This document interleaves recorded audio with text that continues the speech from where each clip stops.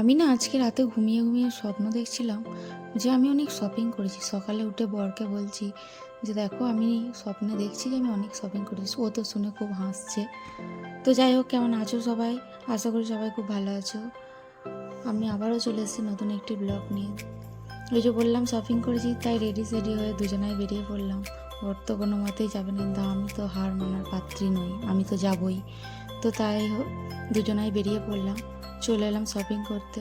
স্বপ্ন দেখলাম আমি, দেখো ও যাচ্ছে নিজের কেনাকাটা করতে।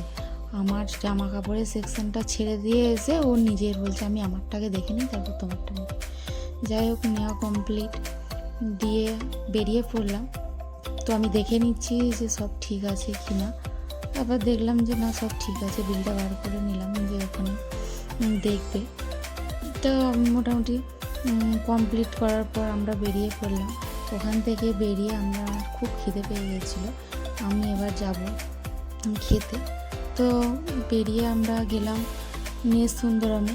তো ওখানে আমার বর একটু কাজ মেটাচ্ছিল, তাই আমি জসিমদার সাথে চলে এলাম। তো বললো চলো আমি যাচ্ছি। তারপর আমরা লিফটে উঠে চলে এলাম 4th ফ্লোর, যেখানে ওদের আগের রেস্টুরেন্টটা ছিল, মানে রুমটাতে। ওটাতে দেখছি ইন্টেরিয়ার হচ্ছে। তো ওরা পাশের একটা রুমে চেয়ারগুলো সেট আপ করেছে, তো ওটাতেই দেখলাম সবাই বসেছে। তো আমরা ওদিকেই গেলাম। তো আমি অর্ডার দেওয়ার পর আর খাওয়া দাওয়াও দেখো কমপ্লিট হয়ে গেলো। আমি ফুটেজটা নিতে ভুলে গেছি। আমার বর লাস্টে একটা মজিটো অর্ডার করেছিল। তো খাওয়ার পর আমি পাশে দেখছি ভিউটা এত সুন্দর, তোমাদের সাথেও আমি একটু শেয়ার করলাম। তারপর ওখান থেকে বেরিয়ে টাটা বাই বাই করে বাড়ি যাওয়ার জন্য বেরিয়ে পড়লাম। তো আজ এই পর্যন্তই, দেখা হবে কোনো এক নেক্সট ব্লগে। ভালো থেকো, সুস্থ থেকো।